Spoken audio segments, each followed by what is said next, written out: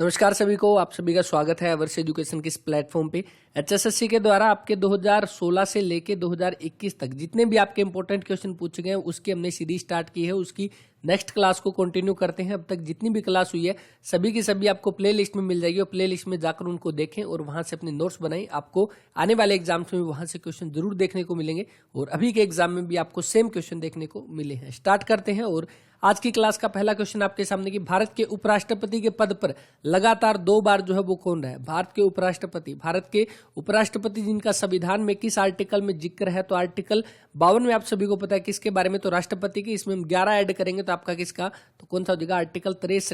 Article 63 के अंतर्गत जो है किसके बारे में वर्णन है? तो भारत के उपराष्ट्रपति के बारे में जो है ये वर्णन रहेगा। कौन सा रहेगा? आर्टिकल 63। 52 जो है वो आपका राष्ट्रपति का है, 11 ऐड करेंगे इसमें, उपराष्ट्रपति जो है वो हो जाएगा।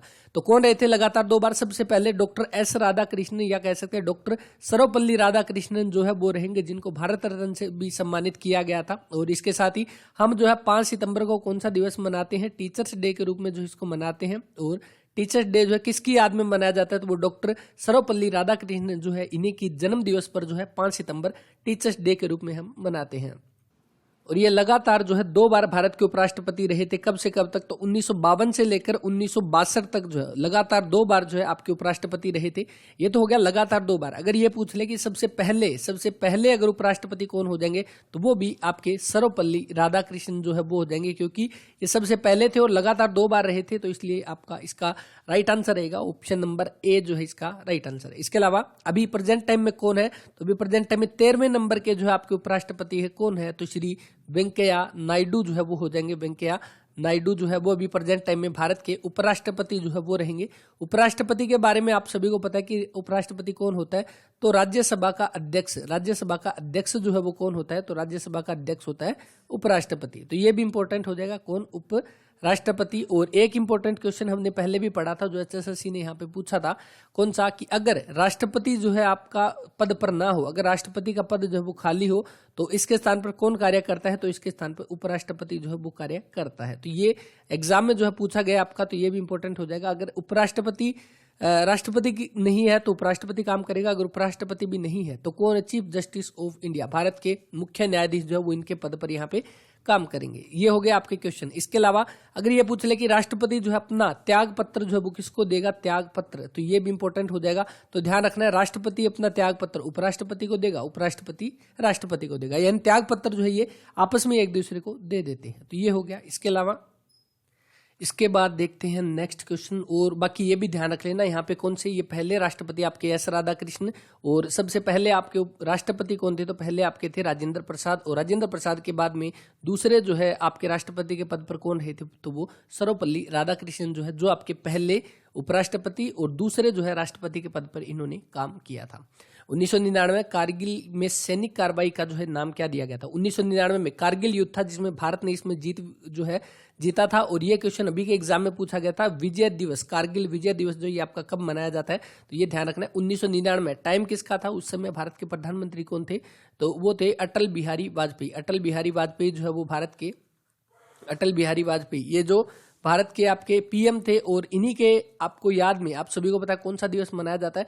25 दिसंबर को सुशासन दिवस या गुड गवर्नेंस डे के रूप में हम मनाते हैं। गुड गवर्नेंस डे के रूप में जो है आपका मनाया जाता है 25 दिसंबर अटल बिहारी वाजपेयी की याद में। तो यहाँ पे जो 1999 में कारगिल में जो आपकी सैनिक कार्रवाई हुई थी उसका नाम रखा गया था ऑपरेशन विजय यहाँ पे।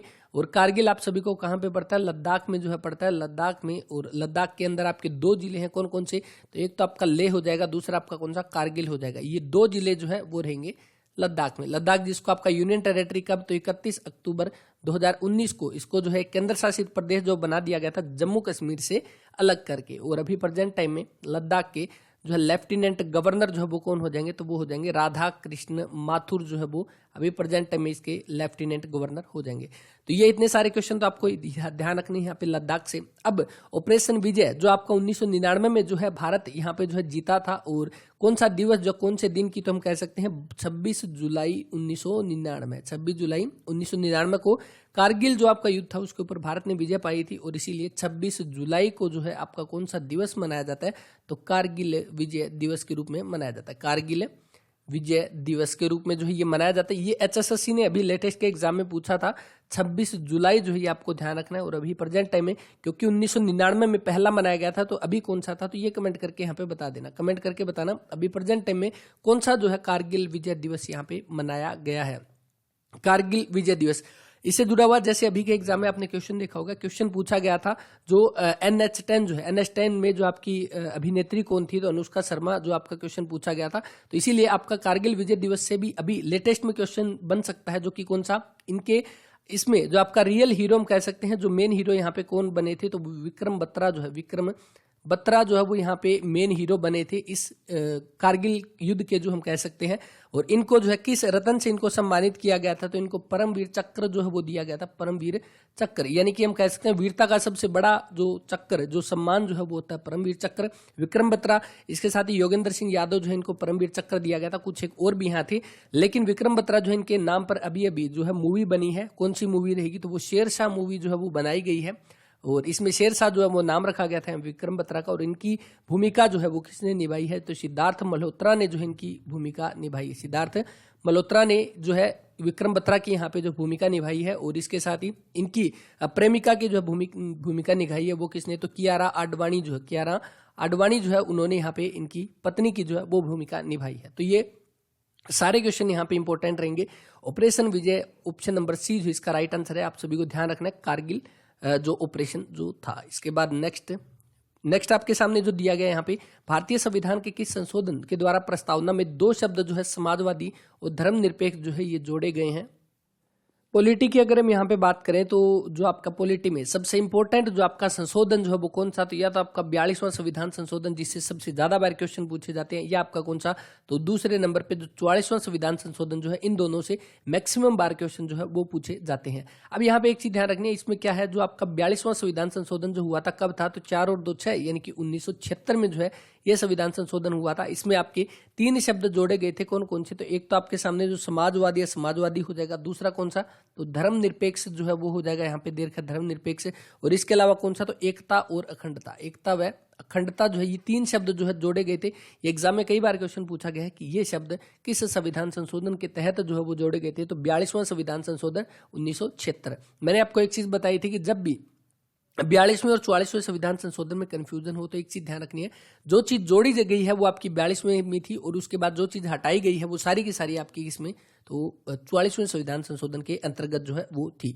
अब इसके अंतर्गत आपका 42वां संविधान संशोधन, इसके अंदर और क्या किया गए थे, तो 10 जो है मौलिक कर्तव्य भी जो इसमें जोड़े गए थे, मौलिक कर्तव्य जो है कितने, तो 10 जो है मौलिक कर्तव्य, इनको भी इसमें ऐड किया गया था। भाग कौन सा, तो संविधान का भाग 4A के अंतर्गत था, और आर्टिकल पूछ ले तो आर्टिकल कौन सा हो जाएगा, तो आर्टिकल 51A, आर्टिकल 51A के अंदर जो है भारत के 10 मौलिक कर्तव्य जो है, संविधान संशोधन कौन सा, 42वां संविधान संशोधन 1976 के तहत जो है इसके अंदर जोड़े गए थे। तो ये इंपॉर्टेंट हो जाएगा, ये चीज आपको ध्यान रखनी है। इसके अलावा 44वां आप सभी को पता है कौन सा, 4 और 4 8, 44वां आपका कब हुआ, तो 1978 के अंदर जो है 44वां संविधान संशोधन किया गया था। 52वां जो यहाँ पे दे रखा है, 52वां संविधान संशोधन ये कब हुआ, तो 1985 में हुआ। किससे संबंधित है, तो दल बदल से जो है ये संबंधित हो जाएगा। दल बदल विरोधी कानून जो आपके बनाए गए थे, दल बदल से संबंधित 52वां संविधान संशोधन 1985, और इसके तहत जो आपकी कौन सी, तो 10वीं अनुसूची जो है वो आपकी जोड़ी गई। 10वीं अनुसूची जो किससे जुड़ी हुई है, तो आप सभी को पता है दल बदल से जो जुड़ी गई हुई है, दल बदल से। और ये आपकी 10वीं अनुसूची जोड़ी गई किस संविधान संशोधन के द्वारा, 52वां संविधान संशोधन 1985 के द्वारा जो इसको जोड़ा गया था। तो इसके बाद देखते हैं नेक्स्ट क्वेश्चन, चर्बी लगे कारतूस। चर्बी लगे कारतूस आप सभी को पता है जो 1857 की क्रांति जो हम कह सकते हैं, जिसकी शुरुआत या जिसके जो है तात्कालिक कारण जो है आप सभी को पता है कौन से तात्कालिक कारण जो कौन से हो जाएंगे, तो वो आपके चर्बी वाले कारतूस जो है वो हो जाएंगे। और इसके अंतर्गत हम कह सकते हैं जो पहले आपकी राइफल थी उनको चेंज करके यहाँ पे नई राइफल जो है 1856 में दी गई, और इसके अंदर जो है जो कारतूस थे वो मुंह से छीलकर उनको जो है उसमें भरा जाता था, जो राइफल जो हुई थी नई उसके अंदर। और उसी के अंदर जो है हम कह सकते हैं जो मंगल पांडे था, जो एक हम कह सकते हैं ब्राह्मण व्यक्ति था, उसको जब इस बारे में भनक लगी कि जो कारतूस जो थे इसके ऊपर किसके, तो गाय और सुअर के जो है चर्बी जो है उसकी लगाई जाती है, जो हम कह सकते हैं उसका ढक्कन जो होता है जो कारतूस का, और उस ढक्कन को खोल के उसके अंदर जो बारूद होता था वो डाला जाता था वहां पे बंदूक के अंदर, जो राइफल के अंदर हम कह सकते हैं। तो जो गाय यानी कि जो हिंदू जो जिसको सबसे पवित्र जानवर जो मानते हैं, अपनी माता जो जिसको मानते हैं, तो यानी कि यहाँ पे हिंदुओं की जो है उनका धर्म भ्रष्ट करने के लिए सूअर जो है, जो सबसे गंदा हम कह सकते हैं, सबसे गंदा जो है जानवर मानते हैं सूअर मुसलमान जो है इनको। तो इसीलिए क्योंकि ये जो हम कह सकते हैं, आपको पता है सूअर जो है वो कहाँ पे रहता है, क्या चीजें खाता है, वो आप सभी को पता है। तो इसीलिए दोनों धर्म जो है वहां पे, उन दोनों के धर्म को जहाँ पे धर्म के नाम पर जो है इनको आपस में भड़काने के लिए जो आपका चर्बी लगे कारतूस जो एक तात्कालिक कारण जो है यहाँ पे बने थे 1857 की क्रांति के। और इसी के तहत सबसे पहले जो है किसको, मंगल पांडे ने जो है यहाँ पे विद्रोह जो है इसका स्टार्ट कर दिया था, मंगल पांडे। इसी के बाद 1857 की क्रांति हुई और इसके बाद सबसे पहले फांसी दे दी गई कब, 8 अप्रैल 1857 को। आपसे पूछा जा सकता है ये वाला क्वेश्चन कि मंगल पांडे जो है इसको फांसी कब दी गई, तो 8 अप्रैल 1857 को फांसी दे दी गई मंगल पांडे को। और इसके साथ ये भी पूछा जा सकता है कहाँ पे, क्योंकि ये कहाँ पे, बैरकपुर छावनी में था, इसीलिए बैरकपुर के जो आपके परेड ग्राउंड जो है उसी में, परेड ग्राउंड में जो है फांसी दे दी गई, ताकि और जो लोग हैं वो ज्यादा इसके लिए भड़के ना फांसी को देखकर। तो इसीलिए जो परेड ग्राउंड बैरकपुर में ही आपकी जो फांसी दे दी जाती है 8 अप्रैल 1857 को। इंपॉर्टेंट डेट है क्योंकि अभी आपने देखा होगा एसआई के पेपर में आपसे डेट पूछी गई थी, एसआई का था शायद, एसआई के पेपर में शायद था, और उसमें जो है आपके उधम सिंह के बारे में जो है डेट पूछी गई थी कि उनको फांसी जो है वो कब दी गई। तो इसीलिए आपका मंगल पांडे से भी यहाँ पे क्वेश्चन जो है वो बन सकता है। बहादुर शाह सेकंड, बहादुर शाह द्वितीय हम कह सकते हैं, 1857 की क्रांति का जो है नेतृत्व करने वाला कौन था, तो बहादुर शाह द्वितीय जो है वो यहाँ पे था। और नाना साहिब कहाँ से, तो कानपुर से जो है 1857 की नेतृत्व किया, 1857 की। तांत्या टोपे जो है इन्हीं का सैनिक हम कह सकते हैं, जो 1857 की क्रांति में कानपुर से जो है इन्होंने नेतृत्व किया था। जो एक तरह से हम कह सकते हैं बहादुर शाह द्वितीय मुगलों का अंतिम शासक जो है, इसको गिरफ्तार करके और कहाँ पे इसको जो है बंदी बना लिया। ये एसआई के पेपर में जो आपका नॉर्मल जो सबसे पहला एसआई का पेपर हुआ था उसमें पूछा गया था बहादुर शाह द्वितीय को जो अंग्रेजों ने किस जेल में बंद किया था, तो म्यांमार या बर्मा की जेल में जो है बंद किया था। ये क्वेश्चन आपसे पूछा गया था। आप जाकर जितने भी मैं क्वेश्चन बता रहा हूँ सारे के सारे आप जाकर चेक कर सकते हैं बिल्कुल कि कौन सा क्वेश्चन किस पेपर में जो पूछा गया। म्यांमार बर्मा की जेल में जो है बहादुर शाह द्वितीय अंतिम मुगल शासक जो रहेगा उसको यहाँ पे बंद जो है कर दिया गया, और उसके बाद वहीं पे इसकी जो है मृत्यु हो जाती है और मुगल शासन जो है उसका यहाँ पे पतन हो जाता है। तो ये हो गया आपका जो क्वेश्चन में पूछा गया, चर्बी लगे कारतूस के प्रयोग से इनकार करने वाला पहला भारतीय सिपाही कौन था, मंगल पांडे जो कि एक ब्राह्मण था। 8 अप्रैल 1857 को फांसी दे दी जाती है अंग्रेजों के द्वारा। और इसके बाद देखते हैं नेक्स्ट क्वेश्चन यहाँ पे, निम्न में से संविधान के किस संशोधन अधिनियम ने जो है राज्य में त्रिस्तरीय पंचायती राज व्यवस्था जो है वो कायम की। तो आप सभी को पता है त्रिस्तरीय पंचायती राज व्यवस्था किस संविधान संशोधन, 73वां संविधान संशोधन जो हुआ था, जो आपका कब 1992 में हुआ था। और इसके द्वारा जो है पंचायती राज को कौन सी, पंचायती राज को जो है वो कौन सी, तो संवैधानिक मान्यता जो है वो दे दी गई, संवैधानिक मान्यता जो है वो दे दी गई पंचायती राज को। और इसके अंतर्गत त्रिस्तरीय यानी कि कौन सी, तो बलवंत राय मेहता समिति ने जो है त्रिस्तरीय समिति ने जो है एक त्रिस्तरीय जो है प्रणाली दी थी, 3 टायर जो आपका सिस्टम दिया था पंचायती राज का, वो व्यवस्था यहाँ पे हम कह सकते हैं संवैधानिक तौर पर उसको जो है मान्यता दे दी गई थी। और इसके तहत है आपका आर्टिकल जो है, आर्टिकल कौन सा, तो आर्टिकल 243 से लेकर 243 ओ तक जो है आपके टोटल कितने, तो 16 आर्टिकल में जो इसका वर्णन दिया गया है। और संवैधानिक मान्यता, ये क्वेश्चन अभी के एग्जाम में पूछा गया था कि पंचायती राज को संवैधानिक मान्यता का दर्जा देने के लिए जो है किस समिति ने जो है वो सिफारिश की थी, तो वो कौन सी, तो एल.एम. सिंघवी समिति, एल.एम. सिंघवी समिति जो है इसने सिफारिश की थी, जो कि आपकी कब की थी, तो 1986 की समिति थी। और इसी ने बताया था कि जो हम सबसे पहले जो ये चीज सुझाव दिया था कि पंचायती राज जो इसको संवैधानिक मान्यता जो है वो दे देनी चाहिए। इससे पहले पंचायती राज को संवैधानिक मान्यता नहीं थी, सिर्फ आपका आर्टिकल कौन से में था, तो आर्टिकल 40 जो कि आपका किसके अंतर्गत आता है, DPSP, directive principle of state policies के अंतर्गत जो है आपका आर्टिकल 40 आता था, जो पंचायत से जुड़ा हुआ है। तो इसके द्वारा 73वां संविधान संशोधन 1992 में जो हुआ था, और इसके तहत त्रिस्तरीय पंचायती राज व्यवस्था जो है इसको संवैधानिक दर्जा दे दिया गया। ऑप्शन नंबर सी जो इसका वो राइट आंसर बनेगा।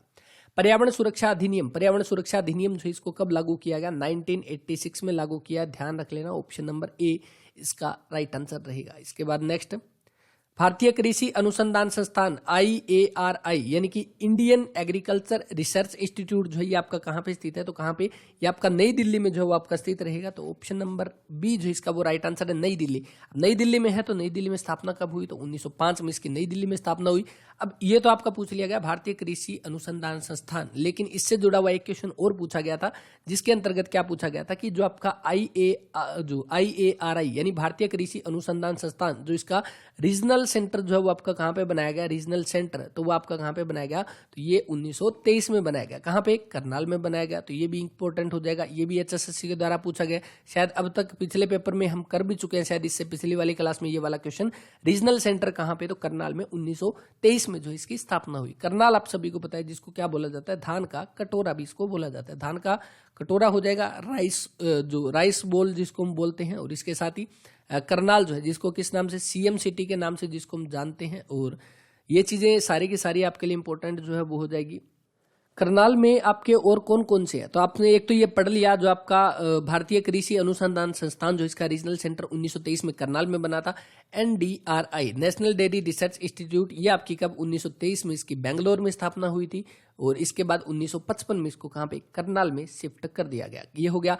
इसके अलावा जो मिट्टी लवणता अनुसंधान संस्थान जो ये एग्जाम में पूछा गया था, मिट्टी लवणता या सोयल सैलिनिटी जो आपका रिसर्च सेंटर है, मिट्टी लवणता अनुसंधान केंद्र, ये आपका कहाँ पे, तो ये भी आपका करनाल में जो है वो रहेगा। कब इसकी स्थापना हुई, तो हरियाणा के गठन के 3 साल बाद, यानी कि जब बिजली आई हरियाणा के हर घर में, उससे 1 साल पहले 1969 में करनाल में जो है सोयल सैलिनिटी रिसर्च सेंटर या मिट्टी लवणता अनुसंधान केंद्र जो है, इसकी स्थापना जो है वो की गई। गेहूं अनुसंधान संस्थान, गेहूं अनुसंधान संस्थान जो है ये भी आपका कहाँ पे रहेगा, तो करनाल में रहेगा। और करनाल में अगर ये पूछ ले इसकी स्थापना कब की गई, तो इसकी आपकी 1978 में इसकी स्थापना की गई। गेहूं अनुसंधान, इसके अलावा पशु अनुवांशिकी संस्थान, पशु अनुवांशिकी संस्थान, इसकी स्थापना अगर पूछ ले कब की गई, तो पशु अनुवांशिकी संस्थान की स्थापना की गई आपकी 1984 में, 1984 करनाल में। तो ये सारे के सारे आपके करनाल में जो है वो रहेंगे। इसकी सारी चीजें आपको ध्यान रखनी है। करनाल जिसकी स्थापना 1 नवंबर 1966, हरियाणा का जब गठन हुआ, 7 जिले जब बने, उसमें से एक कौन सा,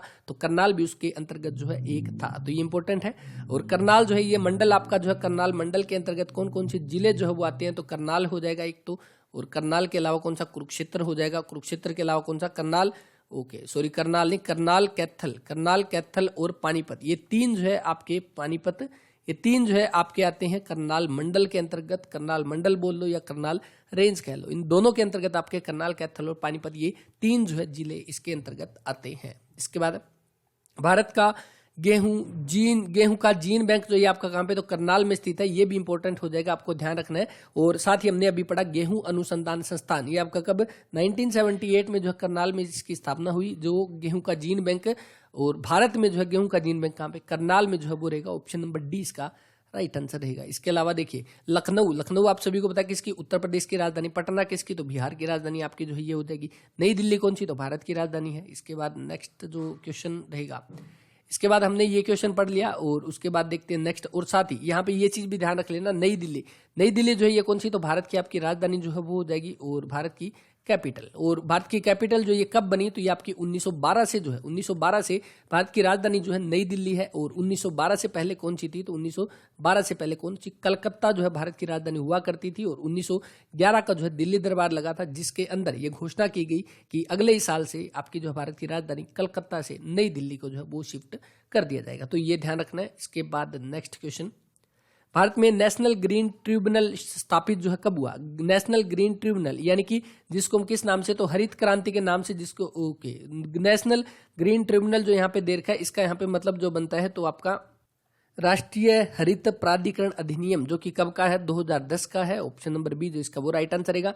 यह नेशनल से राष्ट्रीय हो जाएगा, ग्रीन आपका हरित हो जाएगा, ट्रिब्यूनल से आपका प्राधिकरण और अधिनियम जो आपका 2010 का था, इसके अंतर्गत इसको स्थापित किया गया। ऑप्शन नंबर बी इसका जो है वो राइट आंसर है। और इसके अंतर्गत क्या काम होते हैं, तो इसके अंतर्गत जो पर्यावरण संबंधी जो आपके कानून या अधिकार जो है उनको यहाँ पे लागू जो है वो किया जाता है इसी के अंतर्गत। Option number B right answer. इसके बाद नेक्स्ट, निम्न में से कौन सी जो है पंचायतों के विकास के लिए सुझाव देने वाली सर्वप्रथम समिति जो है वो बनी थी। तो ये हमने पंचायती राज की जो क्लास की थी उसमें हमने ये चीज पढ़ी थी कि कौन सी समिति सबसे पहली थी। आप सभी को पता है सबसे पहले कौन सी, तो जो आपके कह सकते हैं जो प्लानिंग कमीशन जो है उसके द्वारा सबसे पहले 1957 में जो है आपकी समिति बनाई गई, जो कौन सी थी, बलवंत राय मेहता समिति। और इसके अंतर्गत कौन सी, तो त्रिस्तरीय जो है इसने प्रणाली दी थी, 3 टायर जो है वो आपके बताए थे। इसके अंतर्गत 1957 में, 1958 में रिपोर्ट पेश की। और इसी के अंतर्गत 1959 को, 2 अक्टूबर 1959 को राजस्थान के नागौर के बगदरी गांव से जो है यहाँ पे पंचायती राज की स्थापना जो वो की थी पंडित जवाहरलाल नेहरू, भारत के पहले प्रधानमंत्री, जो कि सबसे ज्यादा टाइम तक भी यहाँ पे प्रधानमंत्री रहे थे। बलवंत राय मेहता समिति, ऑप्शन नंबर ए जो इसका वो राइट आंसर रहेगा। 3 टायर जो है इसके अंदर दिए थे, 3 स्तर जो है वो दिए थे। ग्राम स्तर पर, ग्राम स्तर हो गया गांव के लेवल पर, उसके बाद पंचायत जो ग्राम स्तर पर ग्राम पंचायत, और ग्राम पंचायत हो जाएगी ग्राम स्तर पर, और उसके बाद खंड या ब्लॉक लेवल पर आपकी पंचायत समिति, और जिला स्तर पर आपकी कौन सी, जिला परिषद। ये 3 जो है आपके लेवल यहाँ पे जो बताए थे। उसके बाद अशोक मेहता समिति, अशोक मेहता समिति जो कि आपकी कब, इससे पूरे 20 साल बाद जो है यहाँ पे आई थी, जो कि आपकी कब हो जाएगी, तो 1957 में आई थी, तो ये 77 में आई थी। 20 साल बाद जब आपकी पहली बार जनता पार्टी की यहाँ पे सरकार बनी थी, कांग्रेस के अलावा गैर कांग्रेसी सरकार, ये आपके 1977 में आई थी। इसके तहत आपकी कितनी, तो 2 आपकी जो है प्रणाली इसके अंदर बताई गई थी। इसके बाद नेक्स्ट जो क्वेश्चन यहाँ पे रहेगा, पहली कृषि सहगणना, पहली कृषि सहगणना ये हम कह सकते हैं पहली कृषि जनगणना जो है ये आपकी कब की गई, तो ये आपकी रहेगी 1970 और 71 के टाइम में। ऑप्शन नंबर ए जो है इसका वो राइट आंसर रहेगा। और ये आपकी कब, तो हर 5 वर्ष के बाद जो है ये आपकी जनगणना की जाती है, हर 5 वर्ष के बाद। और अभी लास्ट टाइम में आपकी कब, तो 2015 और 2015-16 में जो है की गई थी, कौन सी थी, 10वीं जनगणना जो है वो आपकी रहेगी। तो ये ध्यान रखना है, 1970-71 में पहली बार कृषि की सहगणना या जनगणना की गई थी। ऑप्शन नंबर ए इसका राइट आंसर रहेगा। इसके बाद नागार्जुन सागर बांध, नागार्जुन सागर बांध जो है ये किस नदी पर है, तो ये कृष्णा नदी पर रहेगा। और कृष्णा नदी पर आपका कौन सा, तो एक अलमाटी बांध भी हमने पढ़ा था, अलमाटी बांध भी, ये भी किस नदी पर है, तो कृष्णा नदी पर अलमाटी बांध भी है। कृष्णा नदी पर आपका नागार्जुन सागर बांध जो है वो भी रहेगा। नर्मदा नदी पर आपका कौन सा, तो सरदार सरोवर बांध जो है वो रहेगा, सरदार सरोवर बांध। और ये कहाँ पे पड़ता है, ये आप सभी को पता है, सरदार सरोवर बांध कहाँ पे, तो गुजरात में पड़ता है। और क्यों इंपॉर्टेंट है ये वाला, क्योंकि इस नदी के किनारे, और इस नर्मदा नदी के किनारे आपका कौन सा है, तो statue of unity, statue of unity जो है वो आपका कहाँ पे रहेगा, स्टैच्यू ऑफ यूनिटी, ये भी आपका गुजरात में नर्मदा नदी के किनारे रहेगा, साधु बेट तीर्थ के पास नजदीक रहेगा, सरदार सरोवर बांध के पास। ऑप्शन नंबर आपका जो डी यहाँ पे दे रखा है ये इंपॉर्टेंट है, नर्मदा नदी, स्टैच्यू ऑफ यूनिटी। इसकी जो है आपकी हाइट कितनी है, कमेंट करके बताना यहाँ पे हाइट जो वो कितनी रहेगी। और इसको जो हम कह सकते हैं एकता, राष्ट्रीय का जो हम कह सकते हैं एकता दिवस भी हम मनाते हैं, आप सभी को पता है किसकी याद में मनाते हैं, क्योंकि ये नेशनल स्टैच्यू ऑफ यूनिटी है, तो इसीलिए यूनिटी डे जो है वो भी इंपॉर्टेंट है। यूनिटी डे किसके, सरदार वल्लभ भाई पटेल, सरदार वल्लभ भाई पटेल जो है उनकी याद में कब आपका 31 अक्टूबर को आपका जो है यूनिटी डे के रूप में, एकता दिवस के रूप में हम मनाते हैं। इसके अलावा आपका कौन सा, गोदावरी नदी जो देख है, गोदावरी नदी इसको क्या बोला जाता है, ये एचएसएससी ने भी जुलाई अगस्त के महीने में जो पेपर हुए थे उसमें पूछा था। दक्षिण भारत की गंगा जो है ये आपका किसको, गोदावरी नदी को यहाँ पे बोला जाता है। अब गोदावरी नदी से क्वेश्चन था, वो एग्जैक्ट तो ध्यान नहीं है, लेकिन उसमें कुछ 10% के अलावा कुछ चीज पूछी गई थी कि भारत का 10% का एरिया जो है कवर करता है, तो कौन, गोदावरी नदी जो उसका राइट आंसर था, जिसको दक्षिण भारत की गंगा जो है वो बोला जाता है। लंबाई अगर पूछ ले, गंगा की आपकी जो है लंबाई लगभग 25-25 किलोमीटर जो है वो हो जाएगी, और लगभग गोदावरी की कितनी, तो 1465 किलोमीटर के आसपास जो इसकी लंबाई हो जाएगी। इसके बाद नेक्स्ट आपके सामने उच्च न्यायालय के न्यायाधीश, उच्च न्यायालय के यानी हाई कोर्ट के जो आपके जज जो है उनकी नियुक्ति के अवसर पर, तो कौन, सबसे पहले तो उच्च न्यायालय जो हाई कोर्ट जो उसके न्यायाधीश की नियुक्ति जो है वो कौन करता है, तो वो नियुक्ति करता है कौन, राष्ट्रपति करता है। ये भारत के संविधान में किस आर्टिकल के अंतर्गत जो जिक्र किया गया, तो इस भारत के संविधान का आर्टिकल रहेगा 217, और इस 217 के तहत ये बताया गया कि हाई कोर्ट के जो आपके जज जो रहेंगे उसकी नियुक्ति जो कौन करेगा, वो आपका राष्ट्रपति करेगा भारत का। और किसकी सलाह पर तो करेगा, तो भारत की राष्ट्रपति जो राज्यपाल के मशवरे पर, राज्यपाल से सलाह लेकर जो है यहाँ पे उच्च न्यायालय के न्यायाधीश की जो है वो नियुक्ति करेगा। तो ये इंपॉर्टेंट हो जाएगा। और इसके साथ ही अभी प्रेजेंट टाइम में कौन है, तो Haryana and Punjab high court, Haryana and Punjab high court जो इसके आपके चीफ जस्टिस कौन है, मुख्य न्यायाधीश कौन है, तो वो है रविशंकर झा जो है वो हो जाएंगे। तो ये इंपॉर्टेंट हो जाएगा, ये एचएसएससी ने भी पूछ लिया। इसके अलावा रविशंकर झा जो है ये कौन से नंबर के जो है वो हो जाएंगे, तो ये भी ध्यान रख लेना, 35वें नंबर के। अब तक कितने, तो टोटल 35 जो है Haryana and Punjab high court जो उसके मुख्य न्यायाधीश रह चुके हैं। 35वें नंबर के कौन, तो रविशंकर झा जो है वो हो जाएंगे। कुल आपके जज जो है, यहाँ पे जैसे क्वेश्चन में पूछा गया कि आपके हाई कोर्ट के जज, तो हाई कोर्ट के कुल जज जो वो यहाँ पे कितने हैं, तो कुल जजों की संख्या जो कि अभी तक स्वीकृत है वो कितनी रहेगी, तो जितने स्वीकृत है यानी कि कितने हो सकते हैं, तो वो 85 जो वो यहाँ पे हो सकते हैं total, Haryana Punjab high court की बात कर रहा हूँ। और अभी प्रेजेंट टाइम में प्रेजेंट टाइम में जो कितने रहेंगे, तो वो 56 जो है अभी वर्तमान में जो है वो रहेंगे। प्रेजेंट टाइम में अभी 56 है, स्वीकृत पूछ ले तो 85 जो है वो रहेगी। ये सारी की सारी चीजें ध्यान रखनी। अभी प्रेजेंट टाइम में महिला जज अगर पूछ ले कितनी है, तो वो 10 जो है आपकी महिला जज हो जाएगी Haryana and Punjab high court में। ये सारे नोट कर लेना। एचएसएससी के एग्जाम के पॉइंट ऑफ व्यू से सारे के सारे क्वेश्चन जो वो इंपॉर्टेंट है, और यहाँ से जो क्वेश्चन एचएसएससी पूछती है वो सारे के सारे हमने यहाँ पे पढ़े हैं। इसके बाद नेक्स्ट क्वेश्चन जो रहेगा यहाँ पे, चंबल नदी। चंबल नदी जो है ये आपके कहाँ पे बहती है, तो चंबल नदी आपकी बहती है कहाँ पे, राजस्थान में, मध्य प्रदेश में, उत्तर प्रदेश में, तीनों में। लंबाई अगर पूछ ले तो कौन कितनी हो जाएगी, चंबल नदी की लंबाई कितनी है, तो 1024 किलोमीटर जो है इसकी लंबाई हो जाएगी। राजस्थान में, मध्य प्रदेश में, उत्तर प्रदेश में बहती है। किसकी सहायक नदी है, तो यमुना की सहायक नदी है। यमुना की सहायक नदी जो है वो हो जाएगी। तो ये इंपॉर्टेंट है, ये पूछ ले यमुना की सहायक नदी कौन सी है, तो चंबल नदी है, ये भी इंपॉर्टेंट है। इसके बाद पंचायती राज से संबंधित है। पंचायती राज से कौन सी जो आपकी कमेटी, कौन सी समिति जो आपकी संबंधित है, कौन सा आयोग जो है वो संबंधित है। अब यहाँ पे देखना, बलवंत राय समिति जो है ये आप सभी को पता है, जो हमने बात किया 1957 में जो ये कमेटी का गठन किया गया प्लानिंग कमीशन के द्वारा। और ये किससे, तो आपके इसके द्वारा ही जो हम कह सकते हैं सबसे पहले पंचायती राज की शुरुआत की गई। 3 स्तरीय प्रणाली जो है वो यहाँ पे शुरू की गई, ग्राम स्तर पे, खंड स्तर पे और जिला स्तर पे। नानावटी आयोग जो है ये किससे जुड़ा हुआ है, तो नानावटी आयोग आप सभी ने सुना होगा। गोधरा कांड जो है, गोधरा कांड जो हुआ था जिसमें हिंदुओं को यहाँ पे मार दिया गया था, गोधरा कांड जो कि कहाँ पे, गुजरात में हुआ था। इसके अंतर्गत यानी कि जो नानावटी आयोग जो है, ये नानावटी समिति जो है ये इसी की आपकी जो एक समिति है, गोधरा कांड की समिति। इसके अलावा लिब्रहान आयोग जो है, लिब्रहान आयोग जो है ये किससे, तो ये बाबरी मस्जिद जो अयोध्या में, जो बाबरी मस्जिद जो अयोध्या में आपकी जहाँ पे राम मंदिर जो बनाया गया है, उसके जो हम कह सकते हैं तोड़ने फोड़ने से जुड़ी हुई कुछ एक समिति बनाई गई थी, जो आपकी लिब्रहान समिति, लिब्रहान आयोग जो है वो यहाँ पे था। शाह आयोग, शाह आयोग के बारे में आप सभी को पता है किससे जुड़ा हुआ है, जिसके द्वारा हरियाणा जो है आपका पंजाब से अलग हुआ था। और कौन सा संविधान संशोधन हुआ था, तो 18वां संविधान संशोधन के तहत कौन सा 17वां राज्य जो है 17वें राज्य के रूप में उभर के आया था, 17वें राज्य के रूप में सामने आया था हरियाणा। और कब, 1 नवंबर 1969 को आप सभी को पता है। कौन सा आयोग था, शाह आयोग था, जिसके अध्यक्ष कौन थे, तो जेसी शाह जो है उसके अध्यक्ष थे। और इसके टोटल कुल 3 सदस्य थे, इसके बारे में हमने पहले पढ़ भी चुका है। 18वां संविधान संशोधन, इसके तहत 17वां राज्य जो हरियाणा बना था 1 नवंबर 1966 को। इसके द्वारा हरियाणा जो है पंजाब से अलग हुआ, और कुल कितना, तो 35.18% जो है यहाँ पे जो हिस्सा लेकर अलग हुआ था हरियाणा पंजाब से, 17वां राज्य बना था। तो यहाँ पे पंचायती राज से क्वेश्चन पूछा गया, तो कौन सा, बलवंत राय कमेटी जो है, बलवंत राय समिति राइट आंसर रहेगा।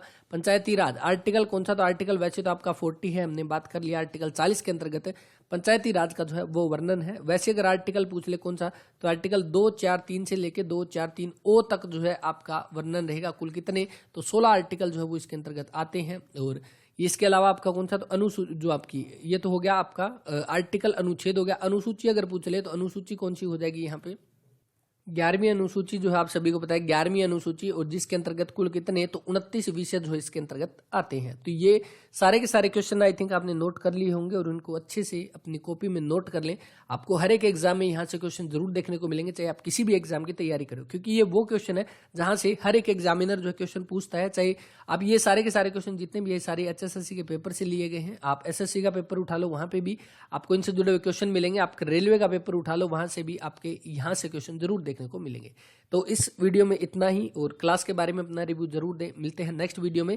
और अभी जो है कल से जो हम डेली एक पेपर का सॉल्यूशन करते हैं, 24 पेपर जो कि कांस्टेबल के द्वारा नहीं, एचएसएससी के द्वारा जो कांस्टेबल के पेपर जो लिए गए हैं, वो हम डेली एक पेपर का एनालिसिस करेंगे। और कल से ही आपका एक पेपर जरूर जो है वो अपलोड हो जाएगा। तो इसी तरह से अपना प्यार बनाए रखें। क्लास अगर अच्छी लगे तो इसको लाइक कर दिया करें और शेयर कर दिया करें अपने दोस्तों के साथ। मिलते हैं नेक्स्ट वीडियो में। कोई किसी भी तरह का कोई डाउट हो कमेंट करें, और अगर किसी भी तरह के कोई वीडियो में अगर आप ये चाहते हो कि इंप्रूवमेंट हो या कोई भी चीज़, तो उसके बारे में भी कमेंट करें। क्लास अच्छी लगे तो इसको लाइक करें, अगर नहीं लगे तो डिसलाइक करके कमेंट करें कि हाँ ये चीज़ है, इसकी वजह से हमने इसको डिसलाइक किया है, ताकि नेक्स्ट क्लास में वो चीज़ें इंप्रूव कर दी जाए। तो इस वीडियो में नहीं, मिलते हैं नेक्स्ट वीडियो में। तब तक के लिए पढ़ते रहें। जय हिंद, जय हरियाणा, जय भारत।